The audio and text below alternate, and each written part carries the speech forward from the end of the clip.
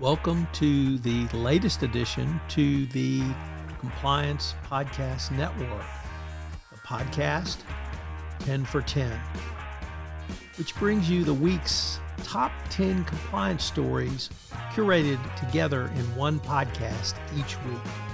Tom Fox, the voice of compliance, brings you the compliance professional stories you need to be aware of at the end of your busy week.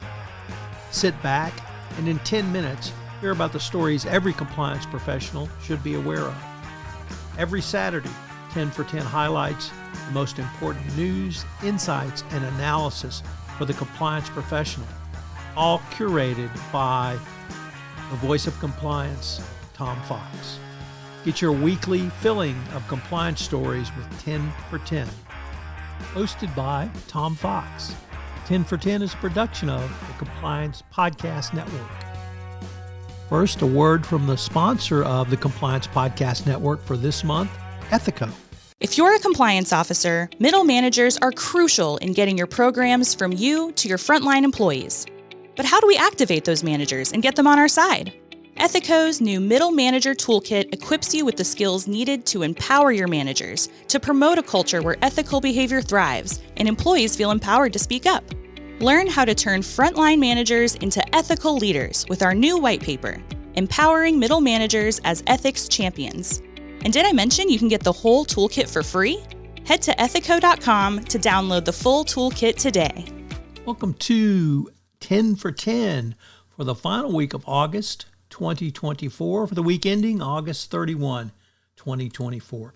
Our first story comes to us from the Wall Street Journal, which reports that Secretary Janet Yellen has loosened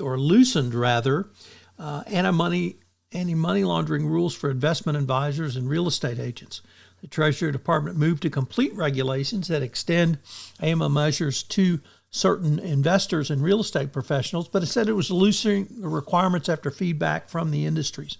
The rules, published in final form on Wednesday, seek to address what the Biden administration and others have characterized as critical gaps in the U.S. financial system safeguard through which criminals and other nefarious actors can move illicit money. Next up, the first of a couple of articles from the Financial Times, a leading Chilean lawyer has been indicted on charges of fraud and bribery. One of Chile's most influential lawyers has been indicted in a case that has shaken the country's establishment and threatens to ensnare several of its major institutions. Luis Hermosilla, a criminal lawyer with close ties to prominent business leaders and senior politicians across Chile's political spectrum, has been detained in custody pending trial. He has denied all charges.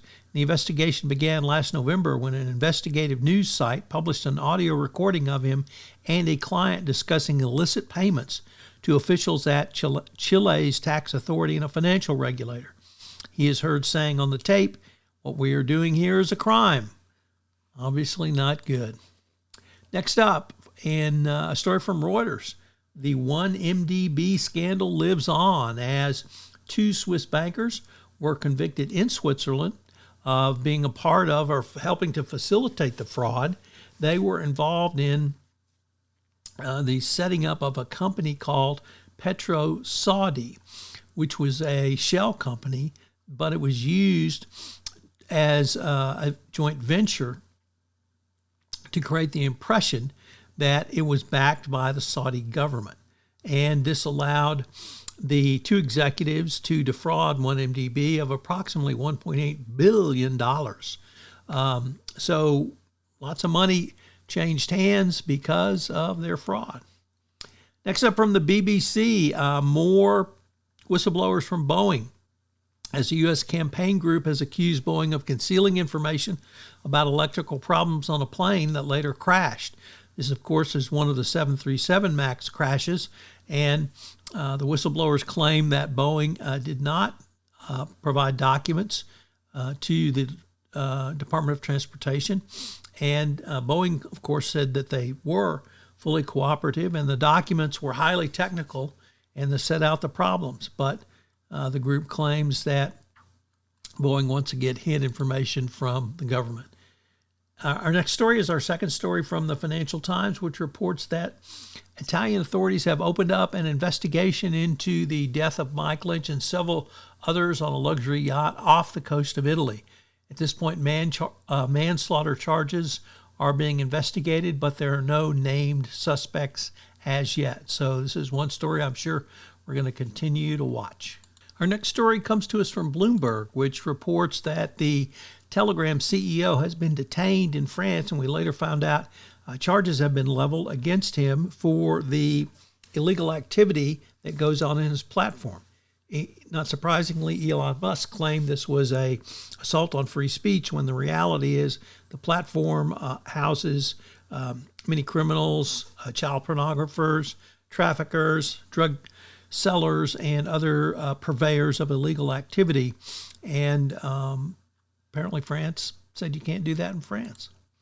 Next up, from the Chicago Tribune, the first article in a series of articles on the culture of corruption in Illinois. It begins with asking the question, what makes Illinois so corrupt?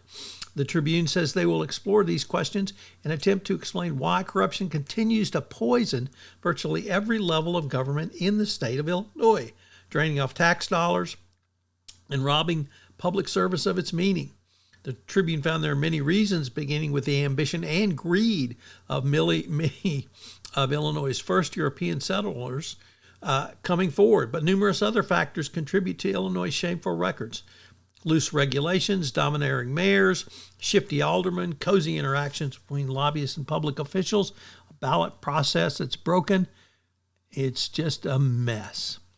Our next story from the Wall Street Journal comes to us from the Risk and Compliance Journal. Mingy Sun reporting that Nordea Bank has agreed to pay $35 million for anti-money laundering violations. The fine and penalty comes from the New York State Department of Financial Services, who has found deficiencies in the company's AML program. It said there were significant deficiencies. In fact, the regulator also determined that Nordea Bank failed to conduct sufficient due diligence on its corresponding bank relationships, and its transaction monitoring systems were inadequate. The Finnish-based bank is licensed to operate a foreign branch bank in New York, and that's how jurisdiction was brought.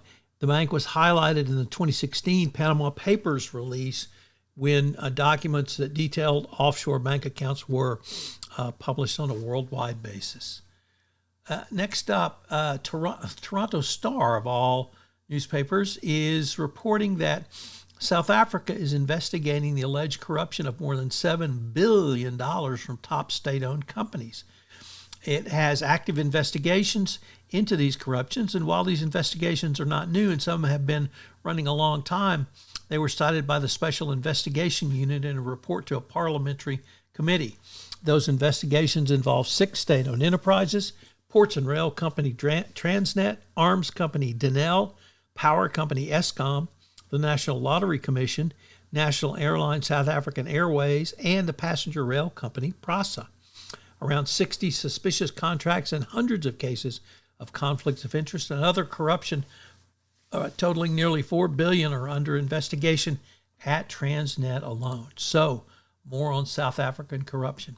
And finally, from the Washington Post, a very interesting article on how Gen Zers are trying to get ahead at work. This is the generation that many don't believe work very hard, and so it's sort of a Gen Z guide to get ahead when they have to deal with multiple other generations of work at the workplace. Have a great weekend.